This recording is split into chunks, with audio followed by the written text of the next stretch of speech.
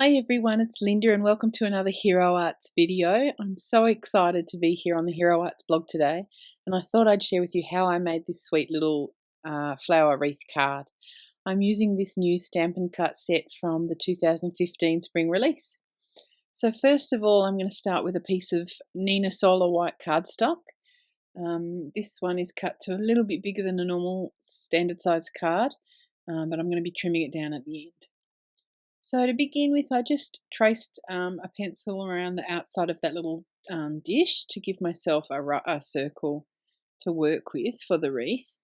And now I'm taking my gelatos and I'm going to do little scribble patterns around the outside of that circle that I marked earlier.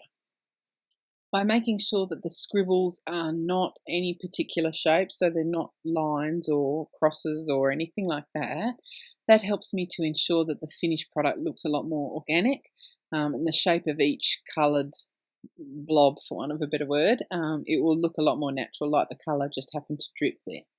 So you can see here I've done all of my colours all the way around the wreath, and I've left a little bit of space in between most of the colours, and that's to ensure I don't get too much bleed or overlap of the colouring.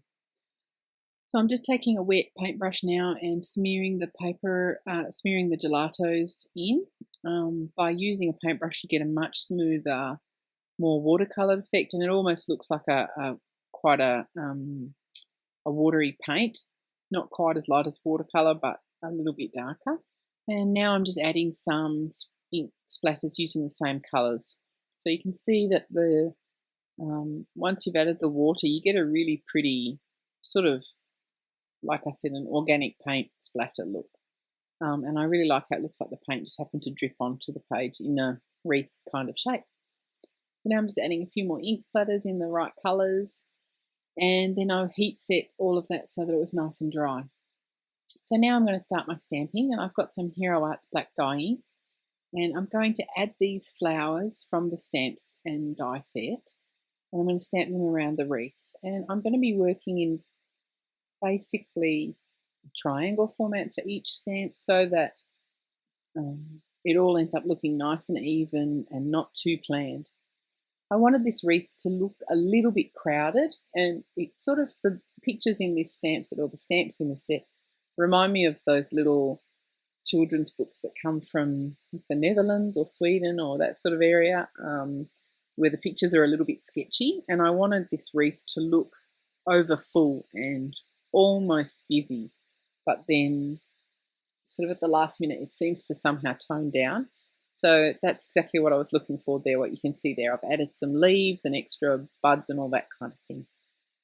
So now I'm going to stamp this little thank you banner onto some Nina cardstock again. I always make sure I use the same cardstock for my base as for any extra elements, otherwise the colours don't match. And I've prepped my cardstock with my powder tool, and now I'm just inking up my stamp with some Versamark. And then I'm going to use clear embossing powder from Hero Arts, and I will heat set that with my heat gun. And you can just see it there, it's all glossy on the page. And now I'll add my powder and heat set it. So I've run it through my die cut machine with the matching die from the set, and it just pops out really easily and does a beautiful job of die cutting it for me. Saves me trying to do it. And now I'm going to add a bit of colour to this little banner. I've just added the colour using the gelatos, and then I smeared it around and rubbed off the excess colour with that wet paintbrush. And I just kept adding bits of orange and bits of pink until I was happy with the colour. So now I'm going to adhere my little banner on top using some dimensional foam adhesive, and you'll see me play around with it for a little minute to decide exactly where I want it. Originally I was thinking I'd put it at the bottom of the wreath, and in the end I decided to put it in the centre. Just getting all this backing paper off the adhesive, and then I'll get down to positioning it. Excuse my head getting in the way there. My camera must have been bumped. Usually I can lean over my work and I don't get my head in the shot.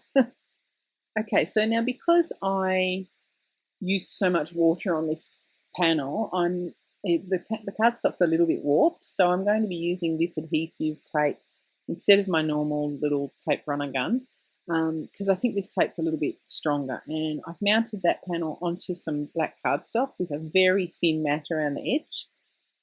And now, using some dimensional foam tape off my big gigantic roll, I'm going to add that to the back of this panel and then pop it onto the top of a piece of yellow cardstock, which I've cut down to size and scored in the centre to make a yellow card base. You could use the Daffodil Hero Arts layering paper, that would work just as well. But the colour of this basil cardstock was a little bit closer to the yellow on the front of the card, so that's why I chose that.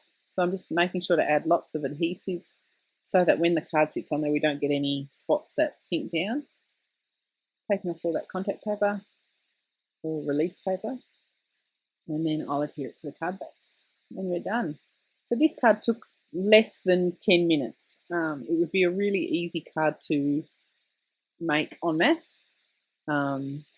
Very simple. You could change up the colours, you could change up the sentiment and use something from a different stamp set if you wanted to.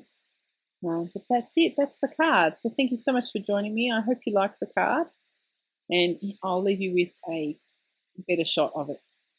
Thanks very much and have a great day.